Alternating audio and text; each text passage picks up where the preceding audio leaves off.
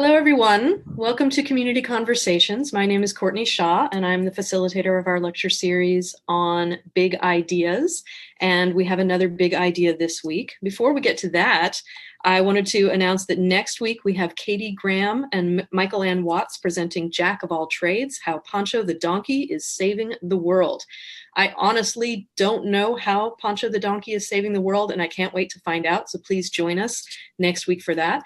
Remember also at our website, you can watch recordings of our previous events, and we also have our archives. So if you want to revisit some of our old series that we had on campus last year or any of the previous years I think we have about 4 years going back, you can go and check those out as well. So those are nice ways to sort of learn something new in a time when we're not going out a whole lot. So welcome, and please remember we have a Q&A tab on the Zoom. So if you have a question at any point during the presentation, you can type that in, and at the end I will present those questions to our speaker, and hopefully we'll be able to answer some of those, time willing. And our speaker this week is Mark Gaither. Mark is a tenured instructor in the Business Technology program here at LCC. He possesses an undergraduate degree in science education from Portland State and an MA from University of Phoenix in curriculum and instruction. Mark has taught full-time for 31 years and simultaneously has been operating a part-time business in database development for online applications in education for 27 years. Please welcome Mark. All right. Well, hello, everyone. Thank you, Courtney, for that introduction. Hopefully, everyone who's here is enjoying the moment of community conversations online. I've done previous community conversations, and this is obviously a new way of doing things. Just to let you know, I am not in the same time zone as you. I'm actually 11 hours different from you. I'm currently in Uganda, so hello from Uganda. Yes, it's late at night here. So if you hear me snoozing, just Courtney, I'm sure, will wake me up. But I want to talk about this concept that's about a little over 15, heading towards 20 years old, of self-organized learning experiences. And I'll talk about where the concept of this came from and where the research has taken it. But it really is, if you break it down in its simplest form, it's where students are actually teaching themselves. And it's not just a matter of independent learning. It's actually teaching, in our case here at LCC, teaching college level courses without the direct instruction of a teacher. We've been experimenting with this now for over 5 or 6 years. I personally have been experimenting with it for about 10 years. And it's a process, I will say, and as we talk about it, it's a process that takes some getting used to. The concept that, number one, as a teacher, I may not be necessary in a classroom, and that my students can teach the course as well as or better than I can. It's a hard concept to grasp. So we'll talk a little bit about it, and I'm sure you have questions, and we'll try and answer those as we get near the end. So the most important piece of self-organized learning experiences, or self-organized learning environments, as it's called by its creator, is what's known as the big question. And, the big question is one single fundamental question that you're asking a group of students to answer.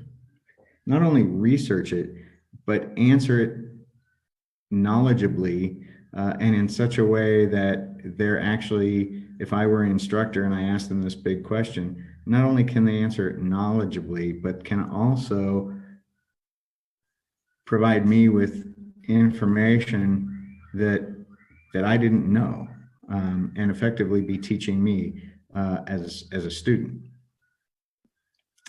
And so the big question when we talk about the idea of self-organized learning environments, the big question here is, can a group of students teach their own college level course?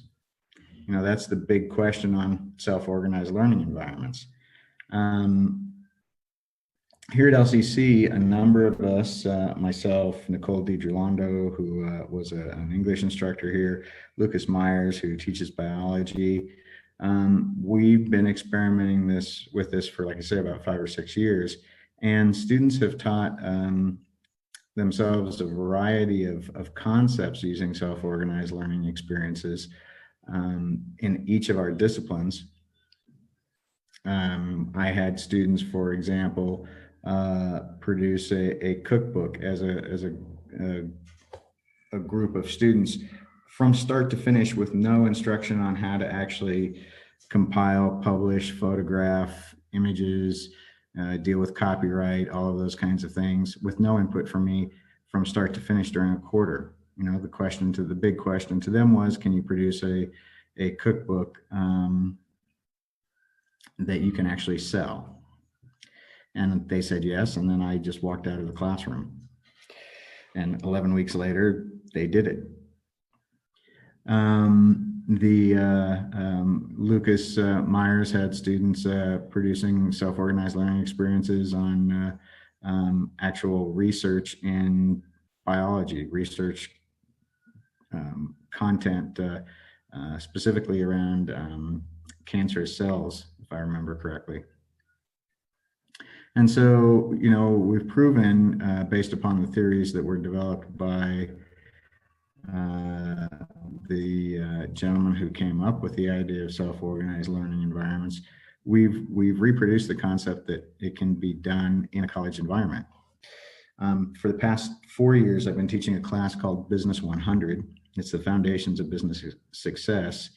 Students enter that course as what I like to refer to as newbies. They're technically freshmen in a business pursuit, and really we assume they know nothing about the basics of going to college, the basics of research, writing college level papers, especially from a business standpoint, how to be able to analyze data, all of those things. They're fresh off of the post high school boat, stepping into a new world. And we actually ask them a big question every quarter. It changes from year to year. The current big question for that group of students is, how can Cowlitz County improve mental health support for every citizen? And they have to produce, without my help, they have to produce a 25 to 35 page essay as a team of typically 5 students. Normally, in a non-COVID world, we have them also present that in an open forum, much like community conversations. Previous big questions were, how can Cowlitz County eliminate poverty by the year 2030? Would Cowlitz County benefit from the addition of a Trader Joe's in the market? And so these students, who are brand new students, on their own do the research and do feasibility studies and marketing analysis and impact studies to prove whether or not those situations and those big questions can be answered. And at first, they're overwhelmed by the concept of having, as brand new students in college, being able to do that. The concept goes back to this Socratic method of teaching, that idea of asking questions and waiting for students to answer, expertise that I really enjoy. The concept that as a teacher, as an instructor, as a professor, it's not really possible for me to teach someone something. And this has been a journey for me. I believed when I started teaching 32 years ago, I believed that I had knowledge that I could impart, and people would take that knowledge and they would expand on it and go from there. And the reality I've learned over time, and this is supported by the research from self-organized learning environments, is yes, I may have knowledge, but the concept that I can actually transfer that knowledge to someone effectively is limited by the fact that my knowledge is based upon my individual experiences. And so in an attempt to try and transfer that knowledge, it's going to be watered down. Some of it's going to be lost because I gained that knowledge in a certain situation.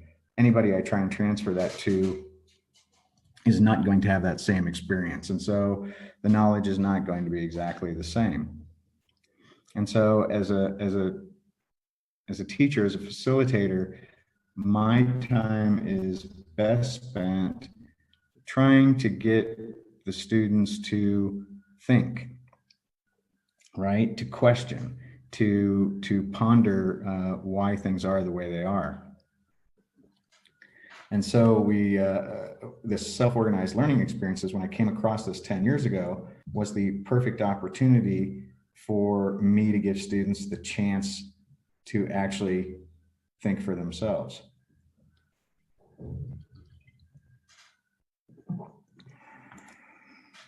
So when we talk about school, we talk about education, many of you are familiar with this type of environment, the school classroom. and school classrooms all over the world for the past few hundred years have looked exactly like this. A group of students seated at desks with an instructor front and center, helping to apply knowledge that they can then be tested over and hopefully expand upon. And so the question becomes in this environment, and this is one of the questions I want you to think about. We'll do a mini self-organized learning experience. Who really is benefiting from this experience? Who really is getting the most out of it, out of this experience? Because inherently, educators, myself included, would like to say, well, every student is now getting the opportunity to learn and expand their knowledge and to grow and do that. But if we look at statistics, statistically, we know that only about 2/3 of these students are going to come out of this environment with an average education, right? If we look at a standard bell curve, that center of the bell curve, 2/3 of these students are going to walk out with somewhere between a B- and a D+ as a grade. 16% of these students are going to fail, and 16% of these students are going to come out of the classroom with an A. So from a success standpoint, who's really being successful? It's not every student. The person who is being the most successful in this experience is the teacher. The teacher is, number one, employed. Number two, gets to impart any knowledge that they've gained and pass that on. If the students succeed, even on a standard bell curve, the instructor is fulfilling their role as a successful instructor. If more students pass, then they're actually an exceptional instructor.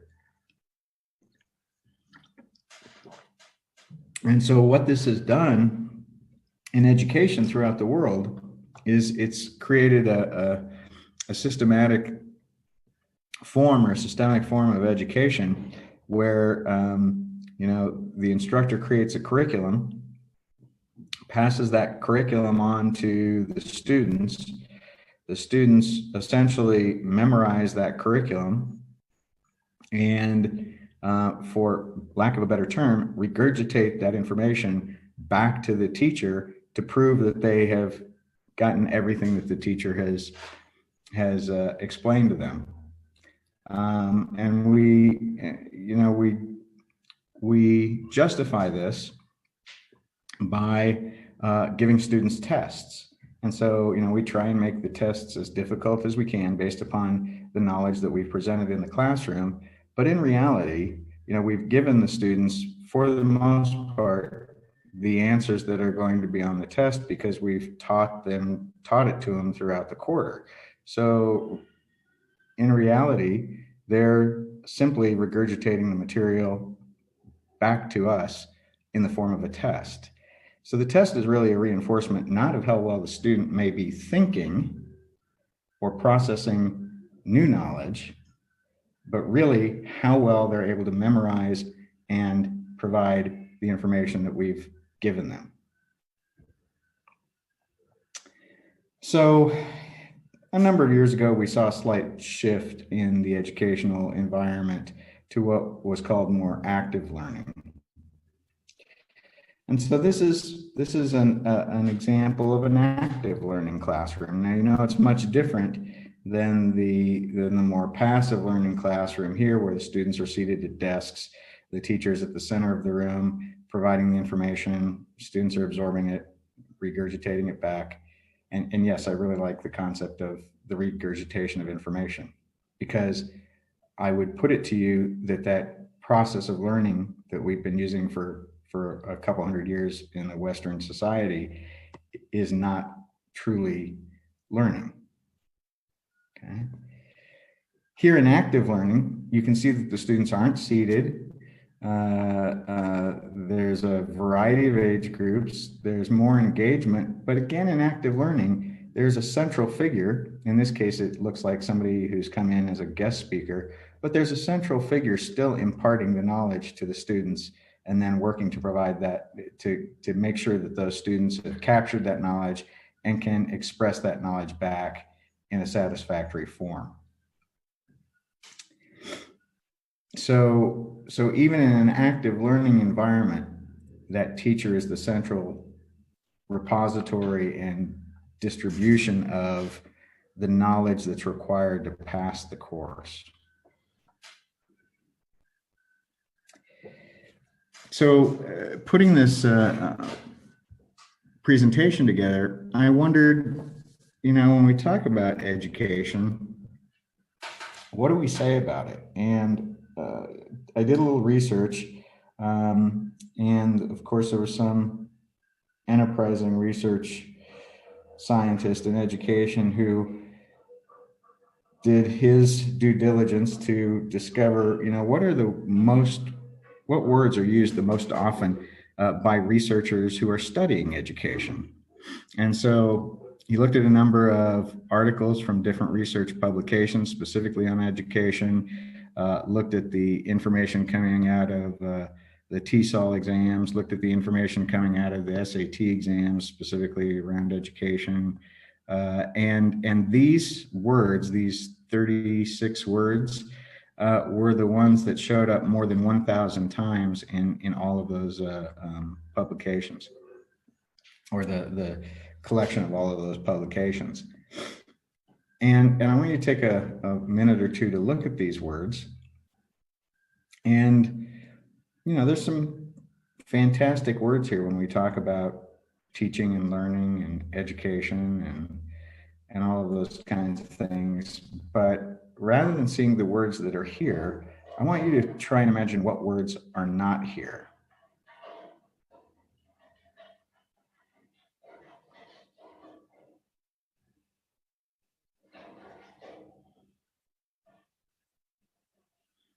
And I'll give you some of my insight. The words that are not here that I've noticed, excuse me for 1 second.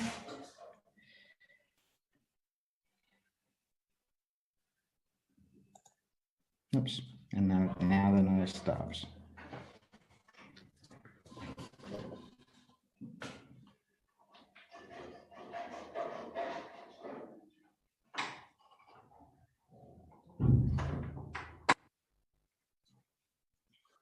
Sorry about that. Never fails when you're trying to teach online. Some kind of strange noise appears. So the words that are missing that I noticed pretty quickly, because they're the same problems that I'm dealing with in my online classes and even my face-to-face classes, are teamwork, communication. Those two words really are central to good teaching and learning, and yet we don't see those two words in all of this research on education. In fact, if you look at the words that are here, individual, perceive, assess, focus, instruct, achieve, these are all words that are designed towards an individual learning and succeeding.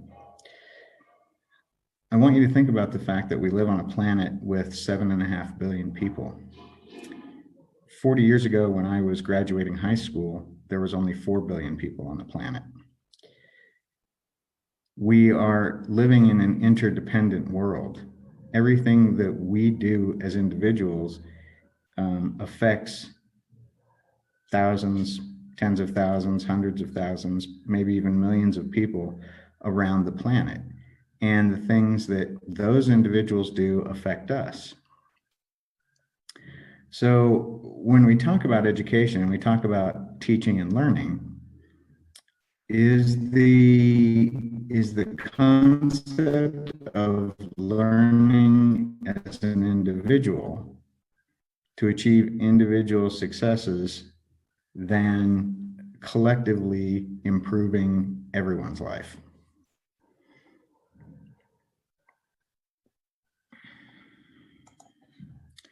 So about 20 years ago, a man by the name of Sugata Mitra, a professor in India, came up with this big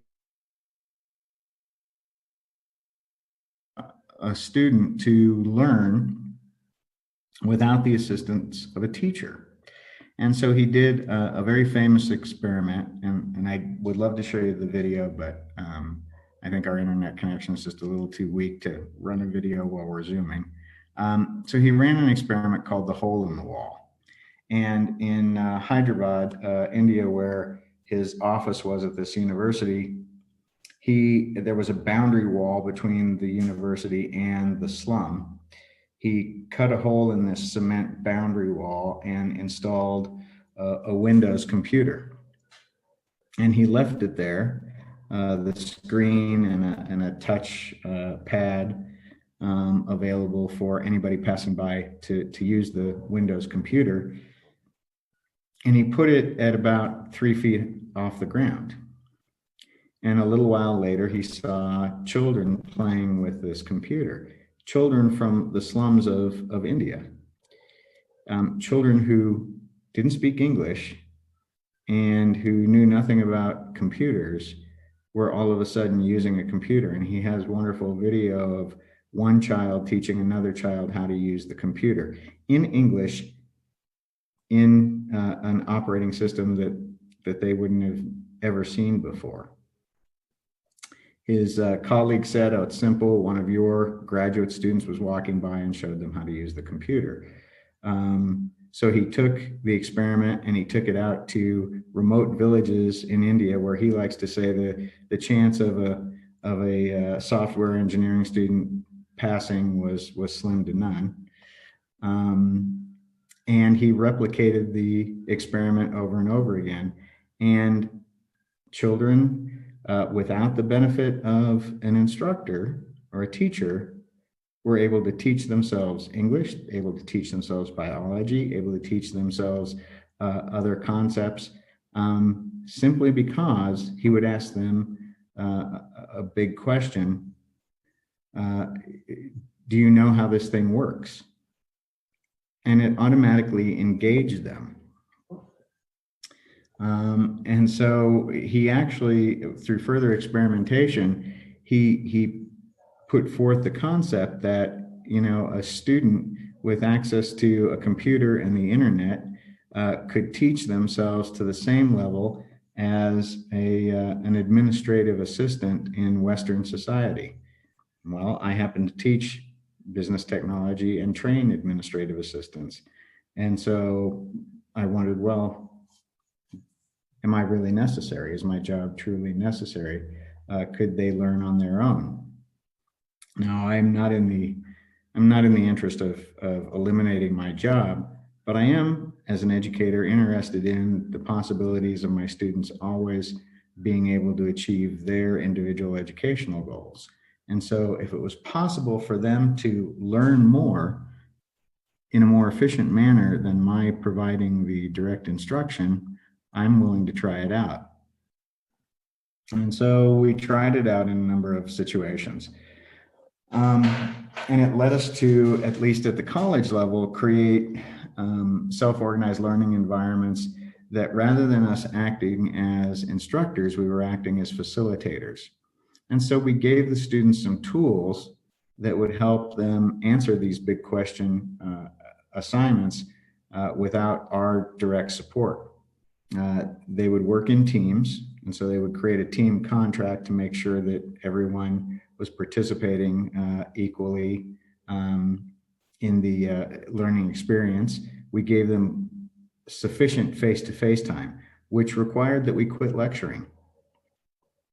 And I love to lecture, but I quit doing my lectures, especially in courses where there was a central big question and all of the activities in the course were geared towards that big question.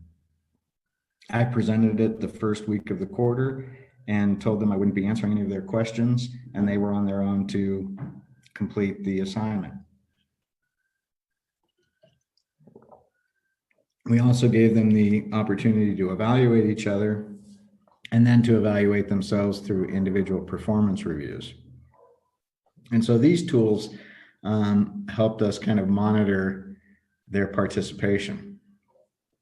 And we thought we were doing great with this.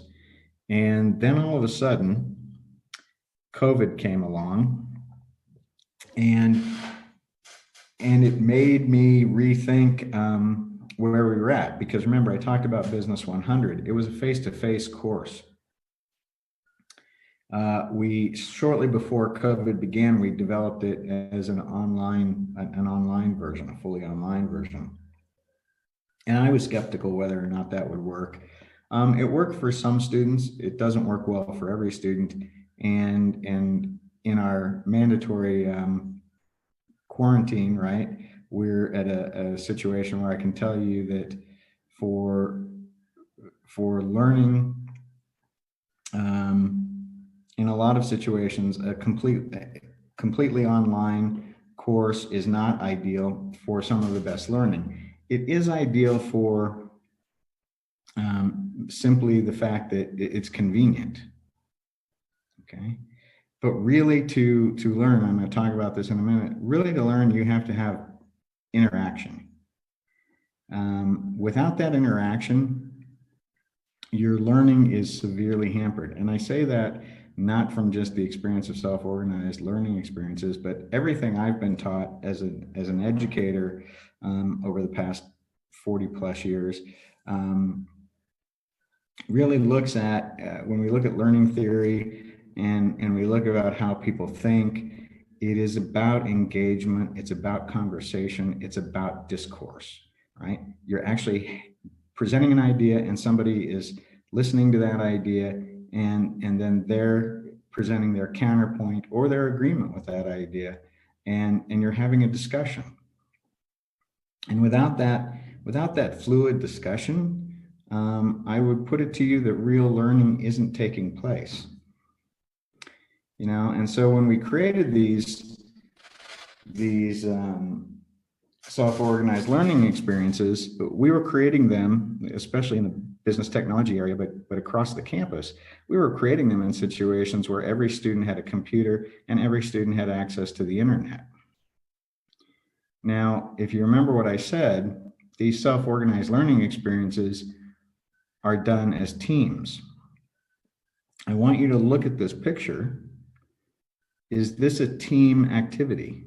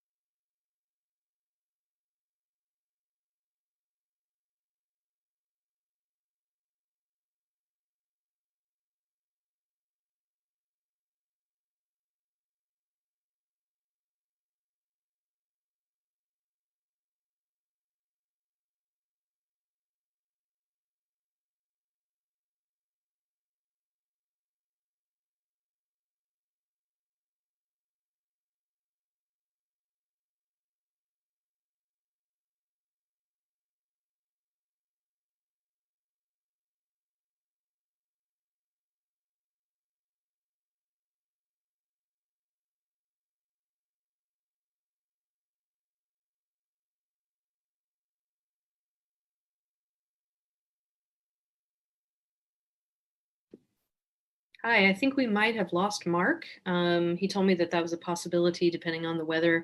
Um, I hope we're getting him back. We'll see.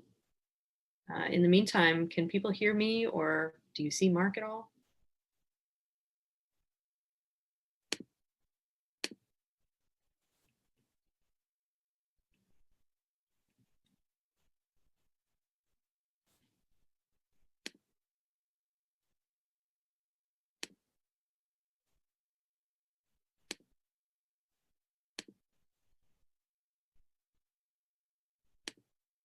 Okay. Well, we're going to do the best we can here, see if he logs back in.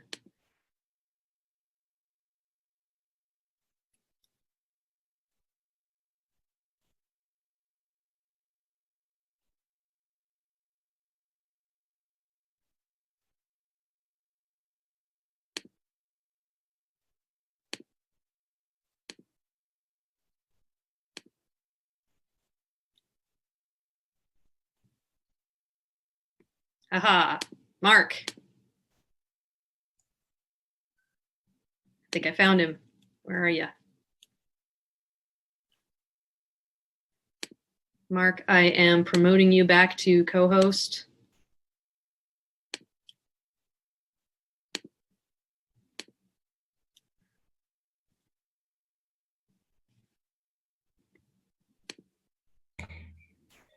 All right, I'm back. All right. Okay. So, Courtney, can you just give me an idea of what the last thing I was saying was? You'd asked if this looked like a team activity, and a couple people responded in the chat that no, it did not. Yeah, and this is quite interesting. So this was the team activity that we were experiencing, and that we've continued to experience in these Business 100 classes, and in a lot of the self-organized learning experiences that we put on. We give people access to all of this technology and to the internet, and rather than learning as a team, they're learning as individuals, and then momentarily coming back together to share what they've learned as individuals with their, in quotes, teammates. And it's always created some problems, because the consistent message that we hear, not only in these self-organized learning experience classes, but in other classes as well with learning teams, is that people really dislike learning teams. They don't want to be accountable to someone else for their grade. They need to have good grades. They don't want to do all the work while other people are being lazy. All of these kinds of things. And so we've constantly been dealing with people who don't really appreciate the value of learning in a team. And this is, problematic, especially in business endeavors, because everything we do is about team processes.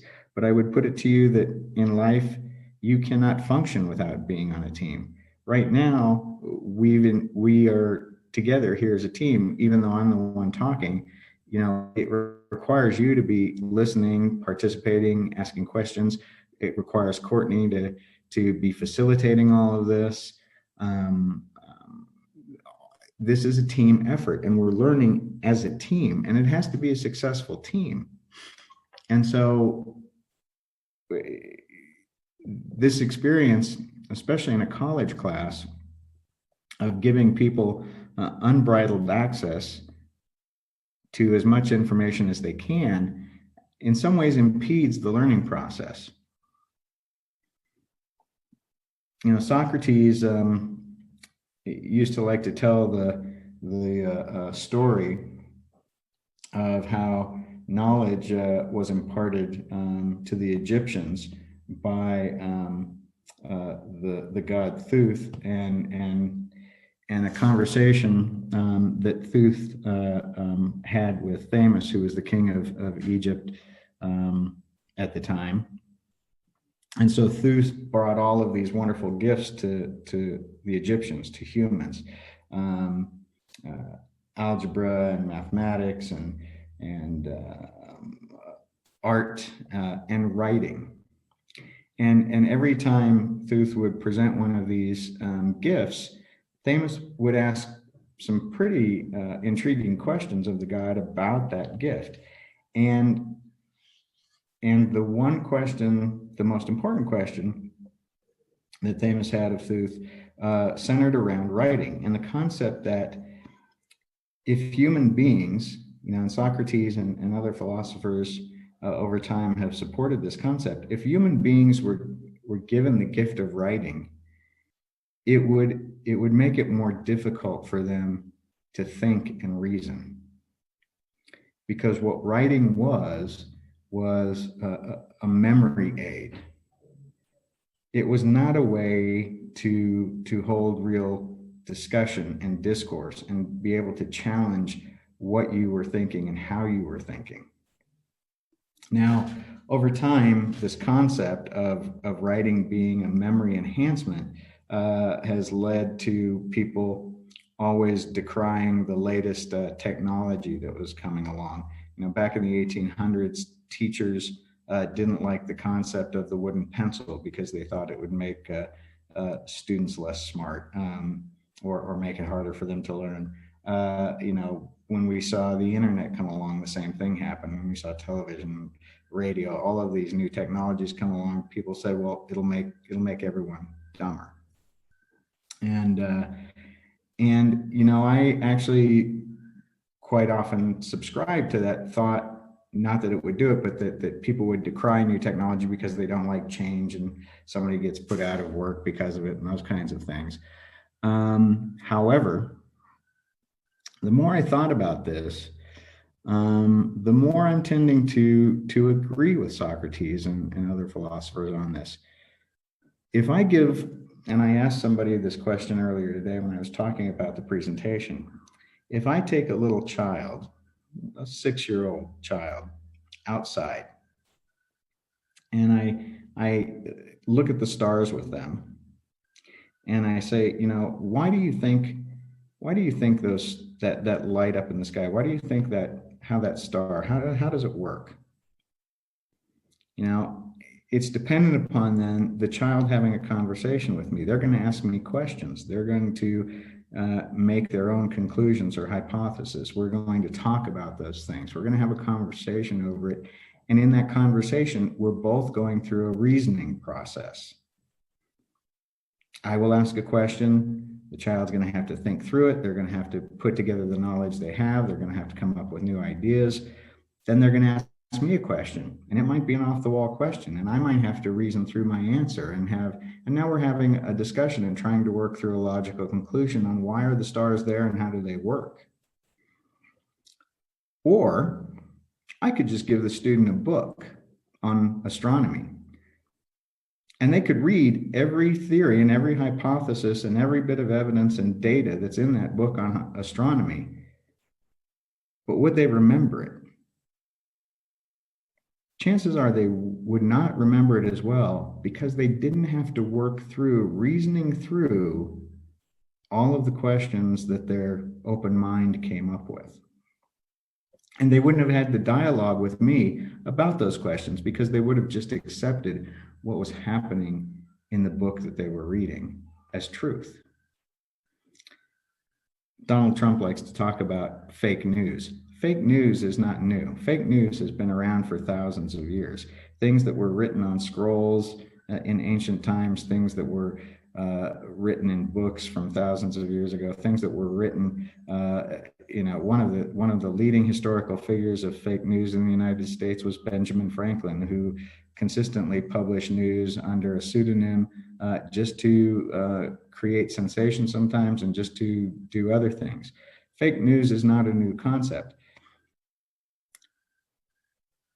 And we're at a crossroads, I think, in our civilization right now, where there is so much information out there that we've made it difficult for people to discern the truth in what is written from what is only conjecture. The problem being is because in our education system, we have not taught people how to think critically, how to reason well, and how to discuss what they're learning. They just take what they read as being truth. And the more they do that, and then when those truths that they've read are dispelled, then more of what they read seems less plausible, even the truthful things that they read. And so now we have people questioning science. We have people questioning, how education works. We have people questioning how government works, all things that they should naturally do, but questioning it not out of reason necessarily, but questioning it because there's so much information out there, it's hard to determine what's true and what's not true. Can anybody tell me who this is a picture of? The gentleman?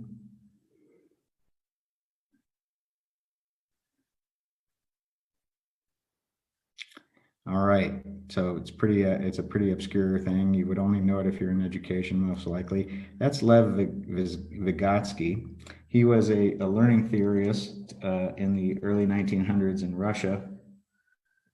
And you'll notice there that he has a small child and he has the parent of that child there. It's particularly the mother of that child. And Vygotsky, one of his primary learning theories was that we all learn because we want to please what he called the more knowledgeable other. Now, it turns out that the more knowledgeable other didn't have to be a parent or a teacher. The more knowledgeable other could actually even be a computer program. If we're being taught by a computer program or through some kind of online learning system, we could be working to please that more knowledgeable other. But what's even more interesting is the more knowledgeable other could be our peers. If we're having conversations with a group of our peers, just having that conversation because we want to please our peers creates the more knowledgeable other learning experience. And Vygotsky proved over and over again that the concept of the more knowledgeable other was one of the overriding factors on why we endeavor to learn. And then that process of the more knowledgeable other not only works towards learning, but it also works towards teaching, right? Because teaching and learning is a give and take process. And so we have this duality of learning, and this is a Chinese symbol. A single version of that is the Chinese symbol for student. And so this duality of learning, when a group of students or a group of people are reasoning things together and having these conversations and trying to resolve a problem, and I know that you've experienced this because I've experienced this. Not only am I the student in this reasoning process, but I'm also the teacher. And so as I'm questioning things and I reason out answers, I'm also teaching myself, right? And so the process of learning, I become my own more knowledgeable other. there's instant gratification when I learn something and I teach myself and reinforce that process. Okay. So when we started looking at, the traditional Sugata Mitra's traditional self-organized learning experience or self-organized learning environments had something very unique to it, and I want to show you this. So this is a team in one of Sugata Mitra's self-organized learning experiences, and these were the teams that we found that we kept replicating over and over again in our self-organized learning experiences here at LCC. What is the major difference between the two teams?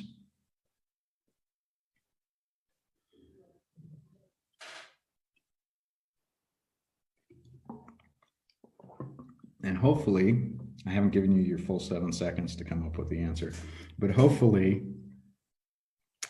somebody's jumping in here and saying something. Active learning, yes, but it is active learning, but that's not the major difference. The major difference is the limiting of external resources. They're working on one computer. Yes, Katrina, you got it. They're working on one computer rather than 5 people working on 5 computers. And why is that important?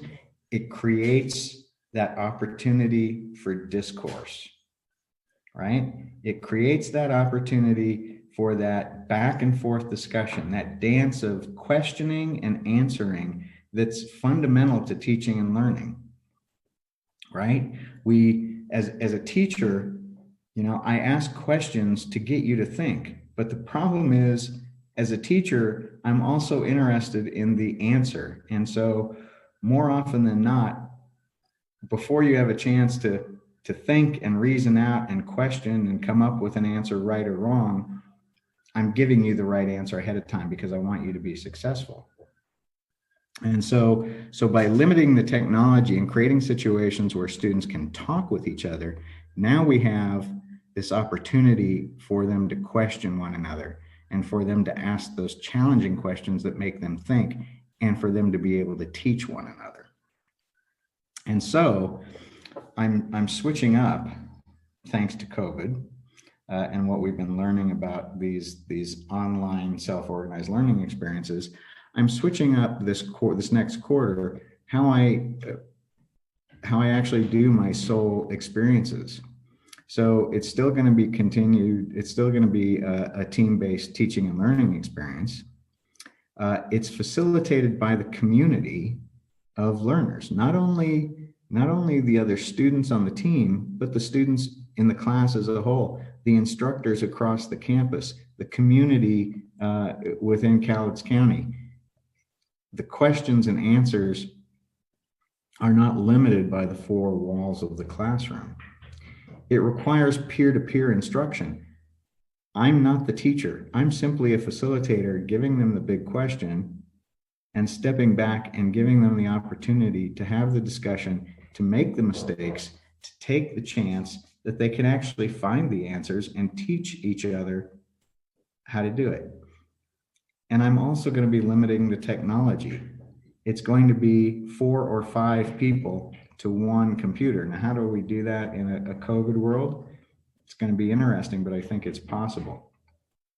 And ideally, then they have public-facing discourse where they present what they've learned to other MKOs, more knowledgeable others, to show them that they've actually been able to teach themselves, right? Because there's that reward in proving that you can take this plethora of information that's out there, reason through it, and be able to come up with new ideas that maybe other people haven't thought of.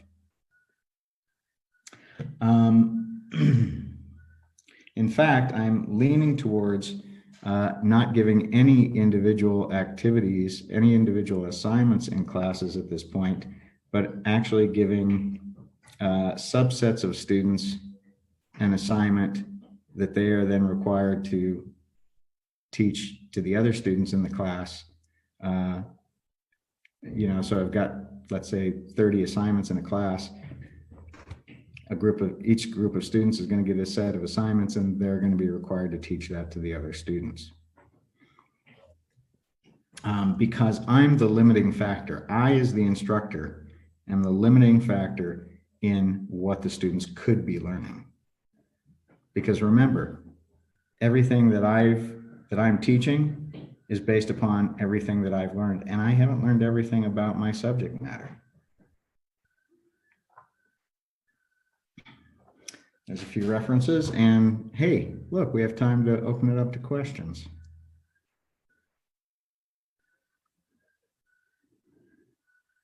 Okay, great. We have some questions. Now I'm not muted. So I'm going to go into the Q&A, and we see, let's see, I can see it. So Sean asks, should teachers conducting active learning be instead mostly a guide to help formulate the questions, or should they be formulating the questions? So this is very interesting. So Shugata Mitra, who is has taken this self-organized learning experiences theory, done a great deal of research on it for the past 20 years. Actually was given several high-standing awards, including being named a master educator with Microsoft, and as well as getting teaching fellowships at universities in England and winning TED.com and all that kind of stuff. Two things. One, the big question. You give them the big question, and then you walk away, and you literally don't answer any of their questions. So you provide the spark that creates the teaching activity. The other piece to it is that you need to keep them moving along. And so you bring in what he liked to refer to as a grandma, the person who would ask those questions. Well, where'd you discover that? How'd you find out about that? Those facilitating kind of questions that don't give answers, but just ask them to keep moving forward and looking for more answers. And so it's very difficult. I can tell you it is extremely difficult as a teacher, as a classroom teacher, when a student comes to you and asks you a question, to simply say, wow, that's a really good question. What do you think about that? Or if you had to look for that, where would you go to find out an answer about that? When I know the answer and I want to give it to them, your role as a facilitator to keep them searching for more answers. That's a great question. Yeah. All right, thank you. Kate says, students and teachers come from so many different backgrounds. How do things like race, disability, gender, and class show up in this approach to teaching and learning? The one thing about teaching and learning, and I can tell you this is true no matter where you go. The one thing about teaching and learning is that innately all human beings have a desire to learn. One of the reasons that I ended up on this journey was years ago, I had a group of immigrants from Southeast Asia who were taking a midterm that I had given them, and they were sharing the answers. And I said, hey, you can't do that. I'm going to take your tests away. You're going to fail. You're going to get kicked out of school, all of these things.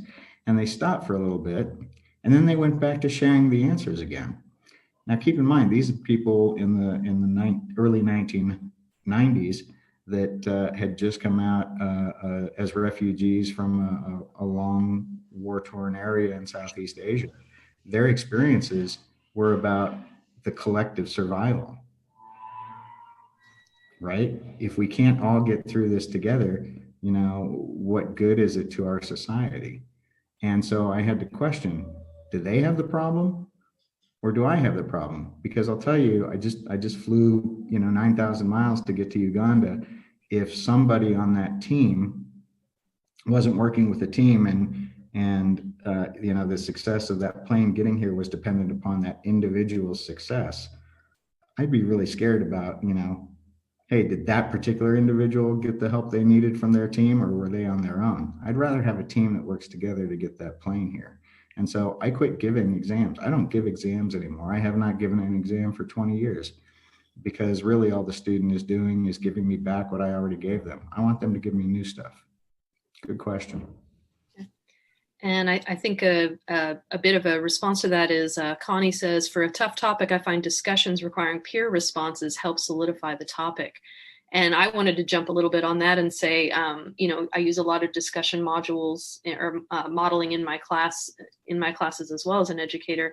And when peers are working together to bounce ideas and feel free to do that, that creates a much more invested system of learning, I think.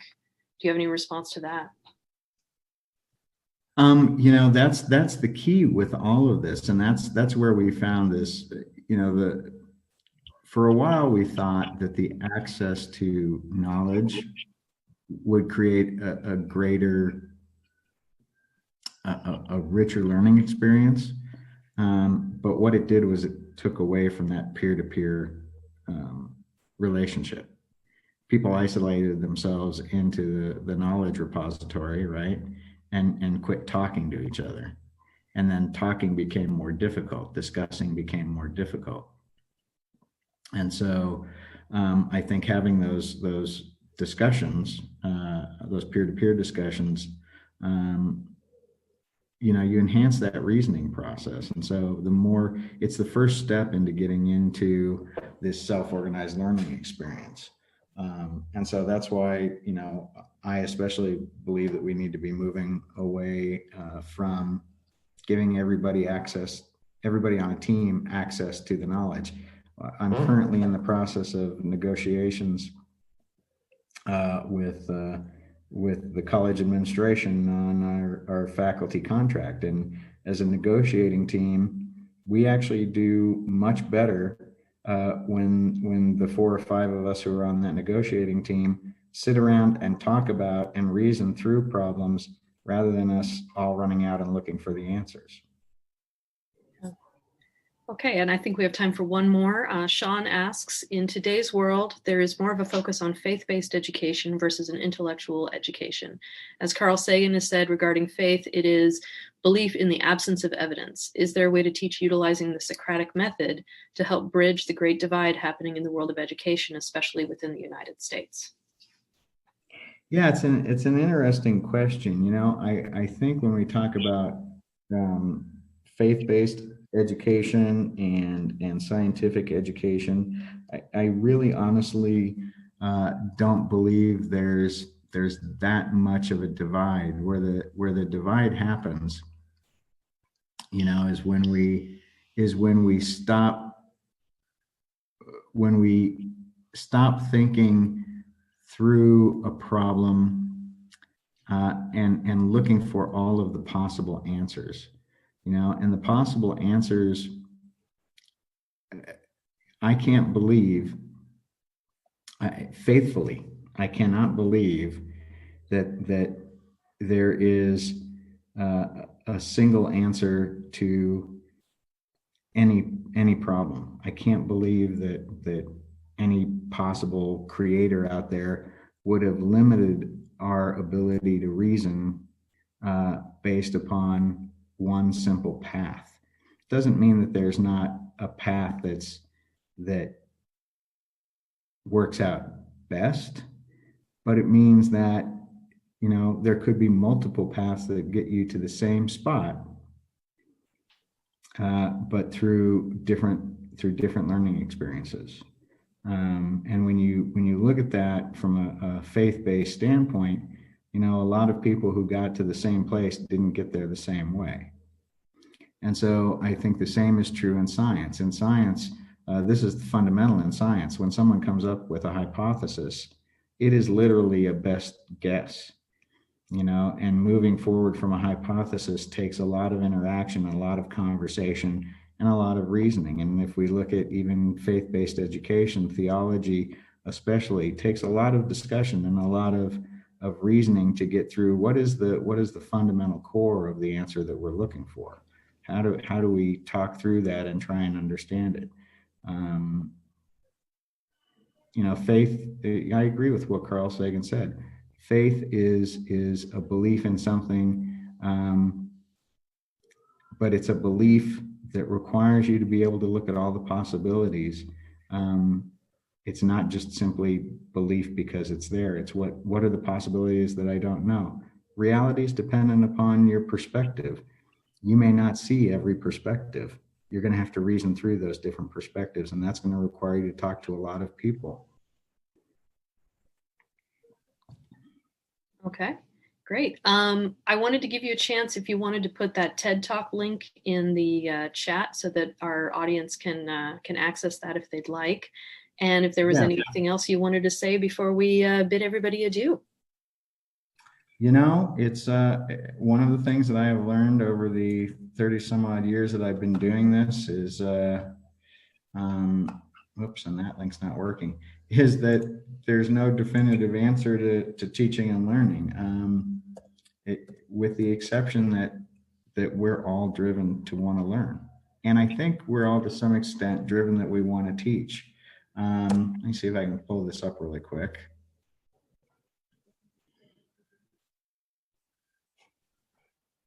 Look at that. Move this out of the way.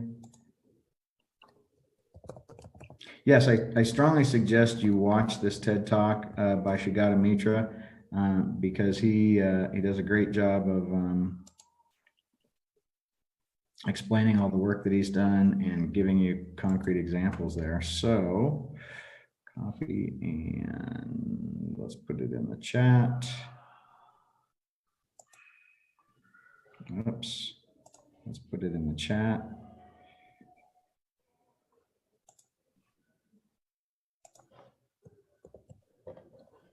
There you go. Great. All right, so now anybody who wanted to watch the TED Talk, you can find that link in the chat. I'll give you a couple of minutes to pull that, copy and paste that if you'd like. And I will also tweet this out. So if you have interest in it, you can also find it on Twitter, and I'm Dr. Courtney Shaw. So you can find me there if you're really inclined to find out about what I do in my life that's not just sitting here and introducing people. So that is that. So thank you so much, everybody. Have a great day, and please join us next week for learning about Pancho the Donkey. So I welcome you back, and remember, we do have our archives if anybody is interested in going back and seeing some of our previous events.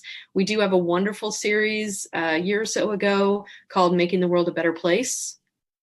I'm just saying, it's a nice thing. There's some really good ones in there. So go check that out, and I will see you next week. Thank you, Mark, and thank you to our audience. Thank you.